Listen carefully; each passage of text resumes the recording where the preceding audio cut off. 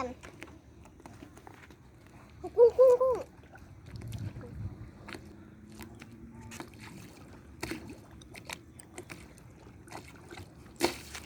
คนนำก็ลังขึ้นบอกแม่นโอ้โหปลาตัวเล็กเอาได้ปลาตัวเล็กครับตัวใหญ่ไม่มีนะครับได้ตัวเล็กแต่ว่าได้แล้วครับกุ้งใหญ่ตัวหนึ่งได้กุ้งใหญ่ตัวหนึ่งแล้วนะครับโอ้เป็นไงนะครับโอ้แรงดีครับแรงดีกุ้งใหญ่ก็ได้ปลาปลาอย่างนี้สีเขียวๆแต่จำไม่ได้เป็นปลาอย่างนั้นเนี่ยเขียวๆนั่นเนี่ยโอ้โหมีผู้สาวมาดูด้วยครับผู้สาว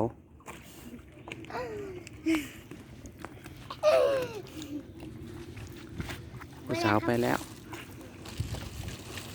ไม่ได้เลยนะครับไม่ได้กับแม่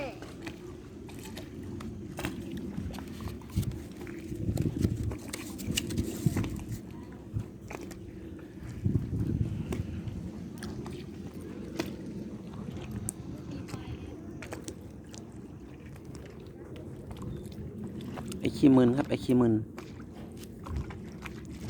มันมึนครับไม่รู้มันกินอะไรนะครับกินไก่หรือกินอะไรก็ไม่รู้นะครับดูปากครับดูปาก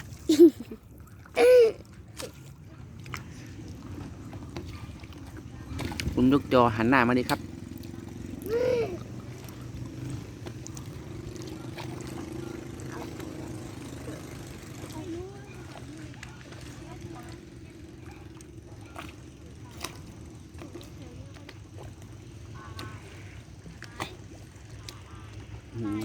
ปลาหลังเขียวหลังเขียวงามๆเด็กตัวเดียวโยกได้ไหมครับโบโอเคได้มาตัวหนึ่งปลาอะไรครับปลามงเล็กโอเค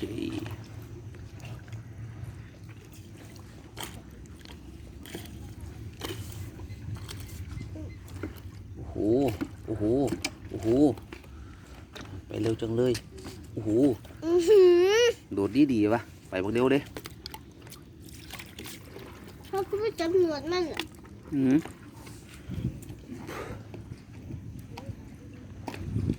ดึงไปเอ้ยมันไปเร็วไหมมันตัวใหญ่ดูมันไปเร็วช่วงไหนจะต่อเบิ้งนะพ่อโอ้โหว่างเปล่า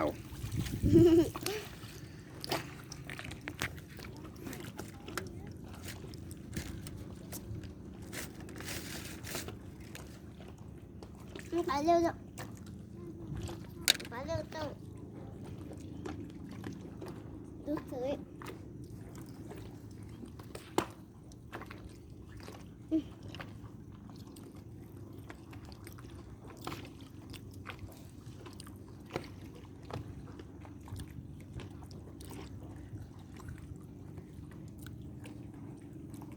ตรงนั้นจะเป็นเขาขาดนะครับเขาขาด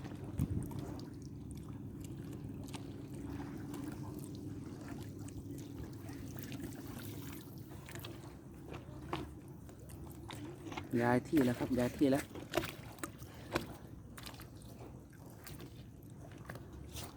ไปบ้านเร็วนะกุ้งบรรยากาศเงียบสงบมีแต่คนสวบไก่ย่างแค่วบอง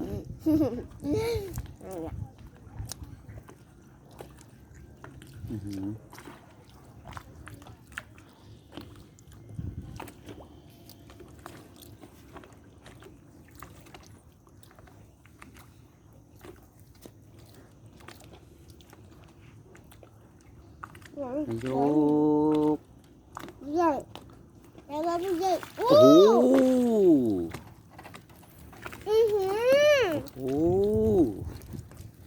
สุดยอดเลยครับ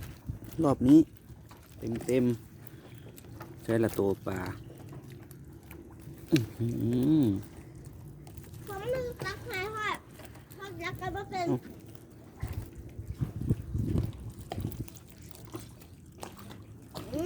ระวังมือนะครับมือครับยกเดียวรอบเดียวนะครับเต้น โอ้ไม่ใช่ปลายังเหรอปลาลังม่วง โอ้ปลาข้างม่วง มันแค่เลยแค่น้ำกุ้งปะ เท่ทำไม ยัง ยืนบอกยังเท่ทำไมนี่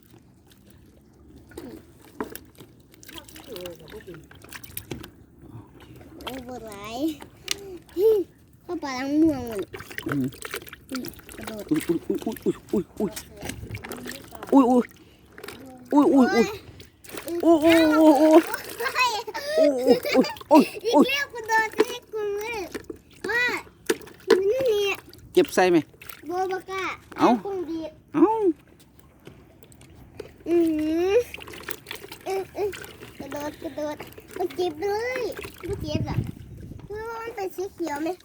นี่เขาเบิ่งชอบเป็นยังไงคือเขียวๆเนาะ เอาเลยพวกเราเอาไว้ในนั้นปะ บ่เอาไปอย่างละ เอาใส่เลยตัวร้ายเลยโอ้ได้บ่สี่ผ้า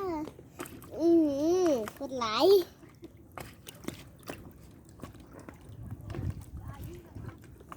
นึกแล้วฮะเมื่อกี้นึกแล้วเมื่อกี้ มีอย่างว่าเป็น เมื่อกี้พูดหลายแล้วเหรอหลายนะขันแม่ยุกเร็วพอไทยเถอะอีป้ากันยอนยุกเร็ว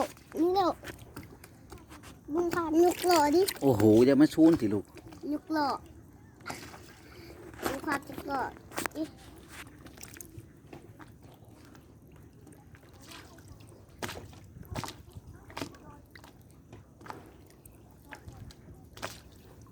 ไม่ได้เปล่า ย่างปลา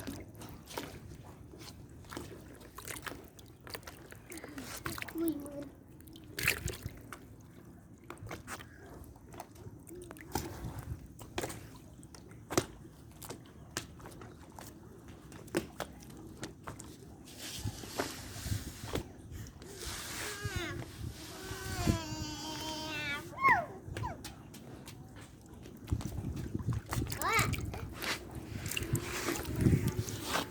ปึ๊บไม่ได้อีก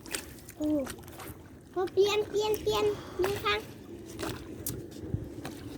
คำนี้ออกซิเจนบ่ตายเนี่ย โอ้ปลาลังเขียวเบดเลยอ่ะเธอปลาลังเขียวเบดเลย มา ปลาลังเขียวเบดเลยเบิ้งเหอะนึกแล้วเบิ้งดิยังไม่ได้หรอกไม่ โอ้ ได้ โหยังไม่เข้าครับ ยังไม่ผ่านครับยังไม่เข้า ขึ้นหลายเนาะโอ้โห ตอนนี้ม เท่ดอกเฮ้ย ต้นหนัก จิ้มวะ โย แล้วไม่ได้ไปวะได้ ยังไม่ได้ บอพานอะไรเลยแม่ไงฟังมันยุกวังนี้แม่หยัง